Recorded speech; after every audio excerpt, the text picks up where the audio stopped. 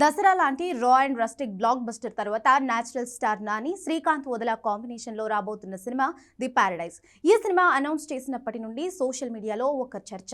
ఈ సినిమాలో నానికి జోడిగా ఎవరు నటించబోతున్నారు? మొదట ఒక స్టార్ కిడ్ పేరు వినిపించింది, కానీ ఇప్పుడు సీన్ మొత్తం మారిపోయింది. ఈ ప్రాజెక్ట్ అనౌన్స్ అయిన మొదట్లో బాలీవుడ్ బ్యూటీ జాన్వీ కపూర్ పేరు గట్టిగా వినిపించింది. దేవరతో తెలుగులోకి ఎంట్రీ ఇచ్చిన జాన్వీ నాని సరసన ఈ రా యాక్షన్ డ్రామాలో నటిస్తే బాగుంటుందని మేకర్స్ భావించినట్లుగా వార్తలు వచ్చాయి.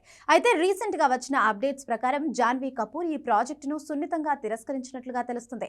రామ్ చరణ్ పెద్ది మరియు ఇతర బాలీవుడ్ ప్రాజెక్ట్స్ తో డేట్స్ క్లాష్ అవ్వడం వల్ల ఆమె ఈ సినిమా నుండి తప్పుకుందని టాక్. దీంతో హీరోయిన్ ఎవరనే సస్పెన్స్ మరింత పెరిగింది.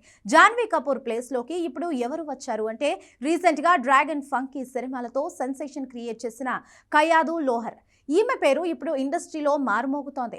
కయాదు లోహర్ స్వయంగా తన సోషల్ మీడియా హ్యాండిల్స్ లో ది పారడైజ్ గ్లిమ్స్ కు వస్తున్న రెస్పాన్స్ ను షేర్ చేస్తూ తను ఈ ప్రాజెక్ట్ లో భాగమైనట్లుగా హింట్ ఇచ్చింది. ఇది నాని ఫ్యాన్స్ కు ఒక పెద్ద సర్ప్రైజ్ అని చెప్పాలి. శ్రీకాంత్ వదల సినిమాల్లో హీరోయిన్ కేవలం గ్లామర్ కోసమే ఉండదు. దసరాలో వెన్నెల పాత్రను కీర్తి సురేష్ ఎంత అద్భుతంగా చేసిందో మనందరికీ తెలుసు. ఇప్పుడు ది పారడైజ్ కూడా తెలంగాణ బ్యాక్ డ్రాప్ లో జరిగే ఒక రా యాక్షన్ మూవీ. కయాదు లోహర్ ఈ సినిమాలో చాలా సహజమైన పవర్ఫుల్ పాత్రలో కనిపించబోతుందట.